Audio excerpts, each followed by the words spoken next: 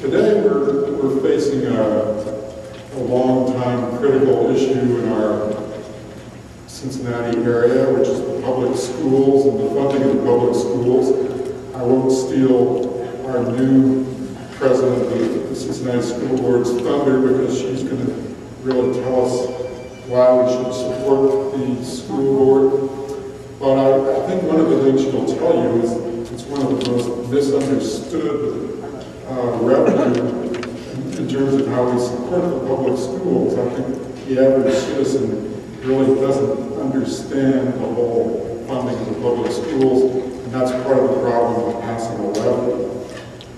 So Eve Bolton, who's no stranger to Christchurch Community Forum, she's been here as a candidate, as a county official, and now she is here as the new president of the Cincinnati School Board, who's going to give us some background about her new role as president, but especially focus on the need to pass this levy on March the 4th. So Eve is a teacher herself in the Wyoming school system, so she knows education backwards and forwards, and still is teaching with her new role, but she's happily with us today. So thank you.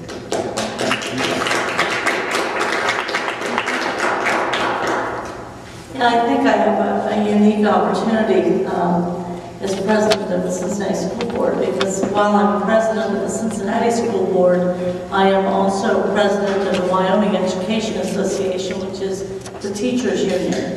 So I have two perpetual and very different perspectives operating in my brain all at once, as well as have a suburban and an urban kind of perspective as well. And I have found so far in the young term that I've been in, these only a month and a half basically, those dual perspectives have been helpful. First of all, the dual perspective of being a, how shall we say it, a teachers union president and a board president has kind of let me understand that we do not need to necessarily be in an adversarial relationship. And very few schoolhouses, very few school communities, very few school districts function well if indeed the staff and the management are at odds. And that's true in our lives in many ways, shapes, and forms. So that's helpful. Find common ground as best you can. And often that common ground is going to be higher ground because you found it together. Another thing that's kind of interesting is the suburban, very small district that does not have near the challenges, obviously, as an urban district like Cincinnati has.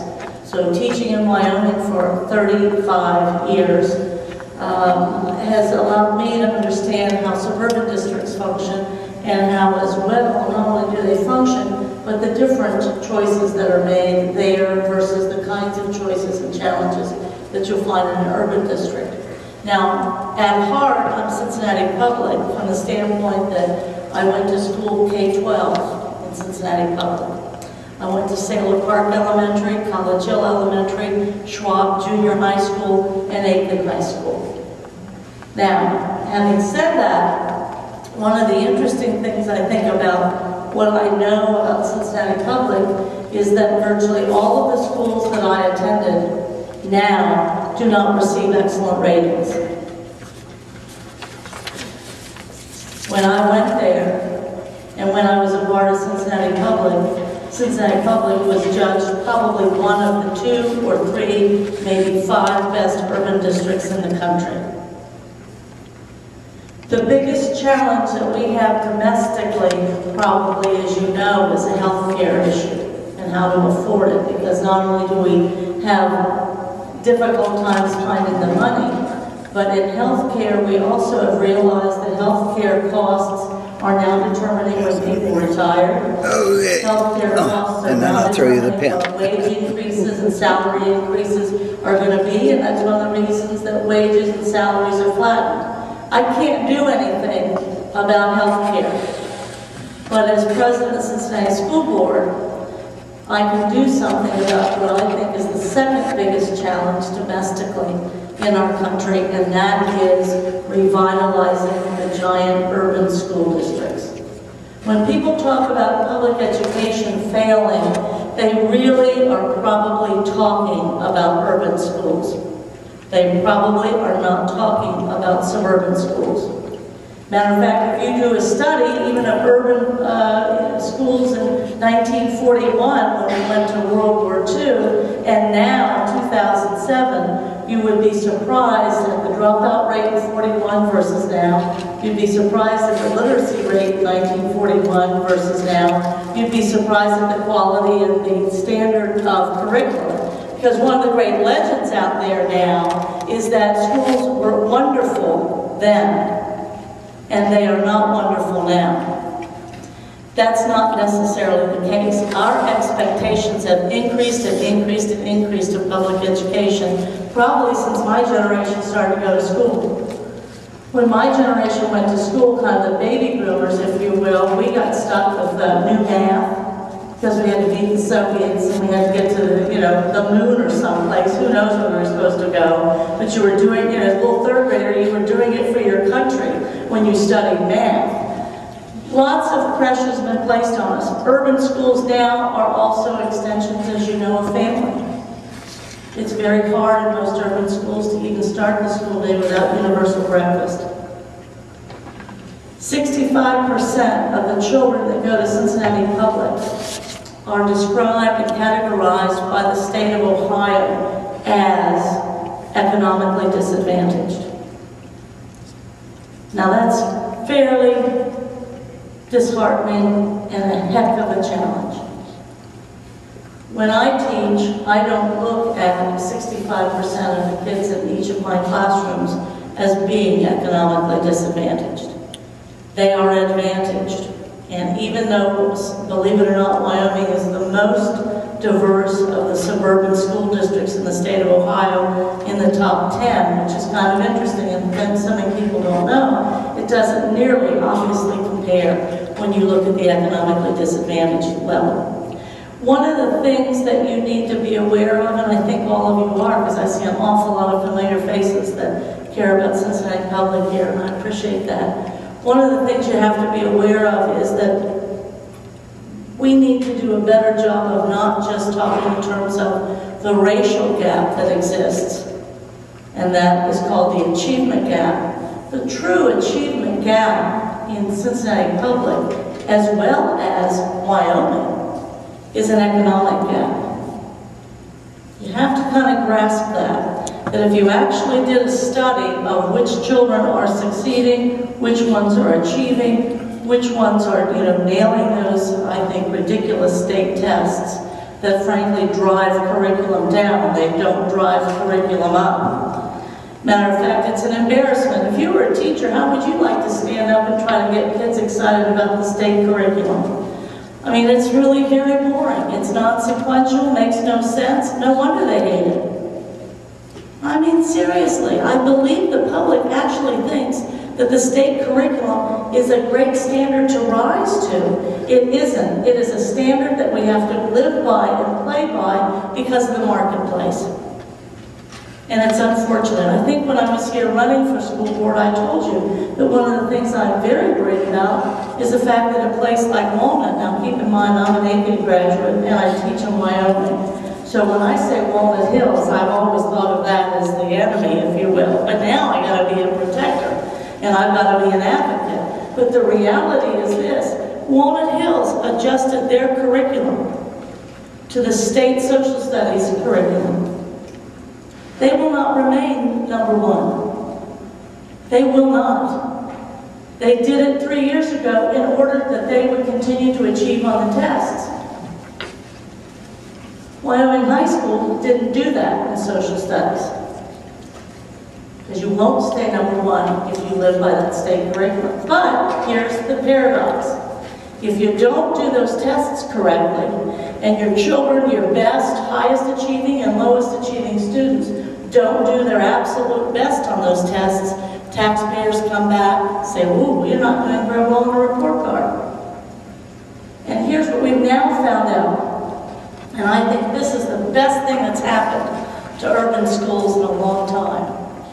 And it is something called, and a lot of you know about it, value added.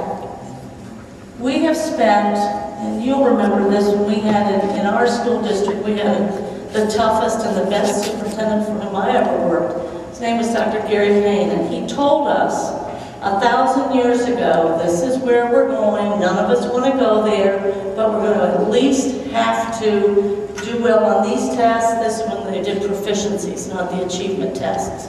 And he said it's a corporate mentality that we have to live by, and we have to keep proving our being number one as many times as we can. Well, proficiency to achievement tests, now to value added. Achievement tests that we have to use to measure ourselves. Achievement tests measure one 5th grade class against another 5th grade class. That's all they do.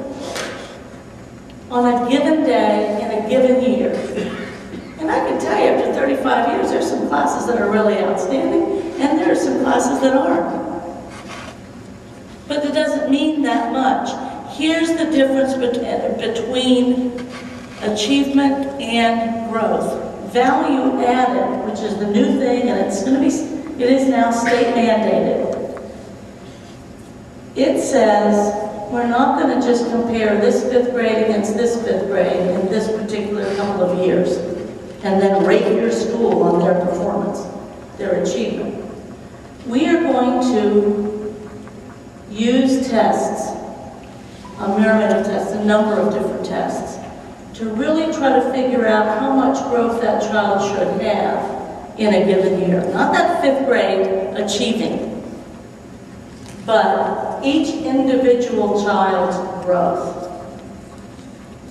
That's what we want to measure. You don't want to measure achievement necessarily when you're teaching or when you're trying to measure learning. You want to measure that child's growth. And one of the fascinating things about the value added is that they will use the state tests. They will then use those tests to predict what should be the level of growth for that kid. Each child. And then at the end of that year, you have a test. And you see if that child has succeeded, which would be having at least a year's growth. Or if, unfortunately, we don't have a year's growth, or we have more than a year's growth. Guess what we found out in many of the schools, and this is just new this year, in Greater Cincinnati District. And I say Greater Cincinnati because it's Cheviot, it's Amberley Village, it's Silverton, it's Gulf Manor, and parts of Anderson, parts of Green, who knows how many different places. But in Cincinnati Public, one of the things we found is that where the greatest amount of growth is happening in the elementary grades is in our lowest achieving schools.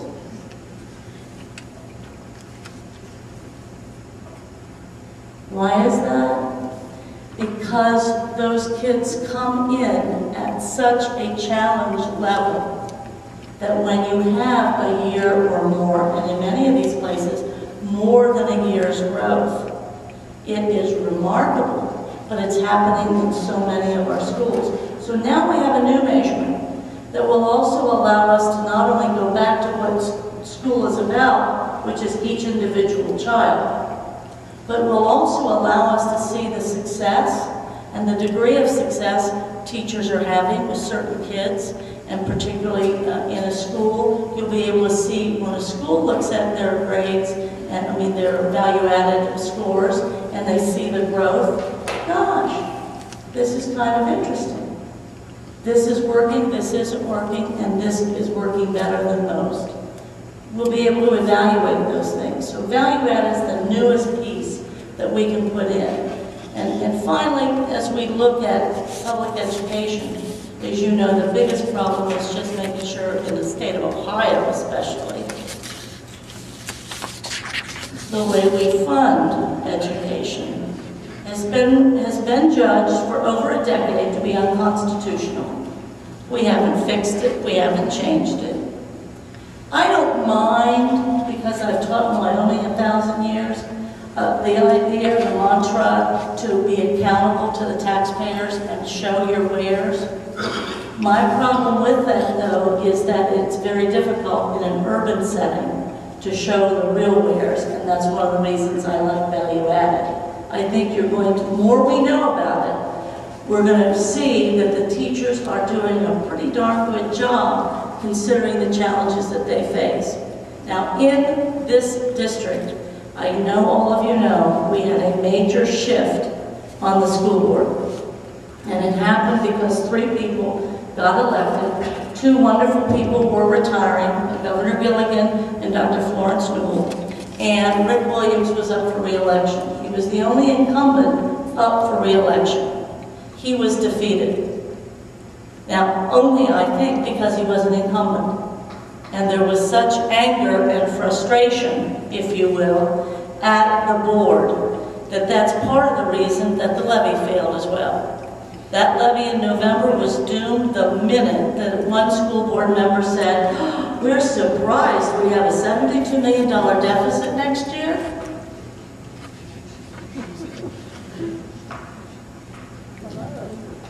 My mother would roll over in her grave. My dad would get out of it and slap me if I ever voted against the school levy. But let me tell you, I thought about it.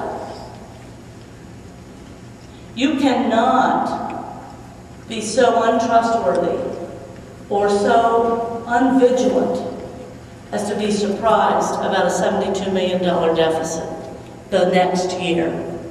The reality is we have, in the new school board, we have a new majority. We have put into place a very significant effort, I think, of a budget committee that is comprised both of the union and the administration. We have an outside independent, which will become even more outside and more independent next year, economic or financial advisory team that is helping us through our situation. We have also done a number of things. We've changed the protocol, we've changed the committee setup for the board, and we are also engaged in what I think is the single most important thing that any school board does, and that is we're in the process of hiring a new superintendent. The new superintendent search began this week. The RFPs have been released to search firms to see if we can afford any of them.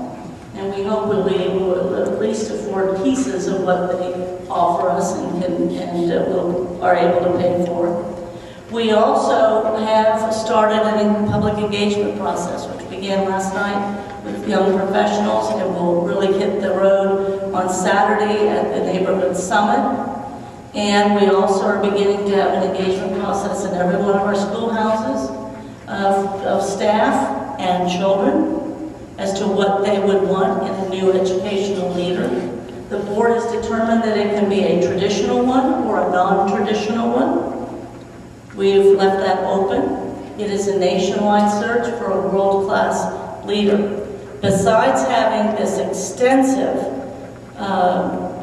engagement process in the district and also throughout all kinds of organizations, religious and service organizations, neighborhood organizations, we also are creating about a 15-member advisory team, advisory committee, advisory group that will be comprised of organizations that are, as I mentioned, religious organizations, service organizations, business, labor council, civil rights groups, neighborhoods, parents. I know I'm forgetting some. But this 15-member group, kind of interesting, I think, this 15-member group is going to actually make a major, they have 2 major things to do. They will receive, and it'll be summarized for the most part, and we'll have to do the tally, but they will receive the input from all of the public engagement. And that will be asking what kind of superintendent does Cincinnati want, and where are we going? We have a fabulous strategic plan. We don't mean to change that, but capturing kind of in essence and snapshot, where does the community think we are going? Those 2 pieces of information will come to this 15-member panel. And then what will happen is that this 15-member panel will receive the first, probably it ends up being like the 4th cut of all the applicants that have applied for the superintendent district. School board hasn't seen it yet. Hasn't seen the names, hasn't seen the pool, but from the search group to that group, They will then draw whatever number we say to draw from. But that way, what we think, first of all, we can maintain confidentiality a little bit longer, which is important because the pool often gets smaller based upon people being afraid or unable to tell their current employer that they're indeed looking. But that's a good part of it. But it's also the fact that the initial pool, after the merge, after the search firm has gotten done with it, will then be made by community leadership advising us. And then the school board will take control of that list and begin the process of interviewing. So we're forward on our strategic plan. We have, I think, very strong commitment, if you will, to fiscal responsibility, especially now since we have arranged the committees in such a way that one person's at the chair, and more particularly, we have that team on hand, and we have cooperation between the union and the administration. And we are going to be much more vigilant as a board. And we also have new ways of functioning, but more particularly what we face now is a $72 million deficit. Our staff has recommended just yesterday permanent cuts near $30-some million. And that those cuts will not be returned. They are there, and they are cuts basically eating from the outside of the circle. In the center of the circle are the children, is teaching and learning. They've cut a permanent amount of 30, even a little bit more than that. And then that 30 million will help us move towards covering the deficit of 76 million, okay? And then there's additional cuts that are probably permanent. And then you finally have $26 million worth of cuts that we do not want to make. Because if we make that last 26 million in cuts, you are beginning to affect class size K-12, program at the high schools, extracurricular, virtually all non-federally funded tutoring and learning by kids before and after school. You're changing the transportation offerings, which is long-term going to keep people away from Cincinnati Public rather than bring them in. And you're also then, within that effort, we're going to try very hard, and we've pledged to do it, set aside certain amounts of money so that we are able, if you will, to build a little bit of a reserve, pitiful as it may be initially, to get us through to 2012. We can, with a levy, get through 2011 without a problem. But 2012, it's going to be a reach. But even with that, it's less than $30 million deficit by 2012, and I think a vigilant school board and an administration kind of working through it is going to be able to take care of it. So I'll repeat that on the cuts. We come up with about a $72 million deficit at the end of this coming fiscal year. We will reduce with the levy $26 million the first half year, which then leaves for us anywhere from the 40-something to 50-something millions of cuts that we have to make to reach, or to get in the black, this is the way to say it. Those last 26 million are the last cuts, the cuts we don't want to make and won't have to make if indeed we're able to generate the revenue that we need to generate with the levy for the first half year. First full year of the levy being in place, it'll be anywhere from $52 to $54 million. And we'll have that for the next several years. That's where we are. We do not want to make those $26 million cuts because let me tell you what will happen. Besides program, besides class size, besides tutoring, all of the forward movement that has been achieved will be at a standstill and we'll be taking a giant step back. That's the problem. You see, some people believe when you reform, you have to throw a bomb and start all over. I'm sorry, I grew up in Hamilton County. That's not really the way I think. You do an assets measurement of what you've got and what's working. You figure out where your underachieving schools are, and you figure out how to make them achieving schools. You go forward with your award-winning schools, and you make sure that they remain award-winning, but you look, in my office, There is a list of every school and where it is on that terrible state report card, but it does give us a guide. If we don't pass this levy, it doesn't just mean class size and program, but it means a stop in the forward movement that we've been engaged in. Something by which I think many of you are aware that even Lou Dobbs, about as conservative a person as you can find, sent #1 reporter, Kitty Pilgrim, into Cincinnati to actually check into, and that was the turnaround of our graduation rate, which is now at 80%, and the elimination of the racial gap, between African American kids and Caucasian kids. That has not happened anywhere else. And indeed, the superintendent is on her way a number of different times to various cities to help explain how that has happened. That's through reform, that's through restructuring, and now we want to apply those kinds of reforms and restructuring and that kind of energy to our elementary neighborhood schools. And we need your support to keep moving forward. Thanks.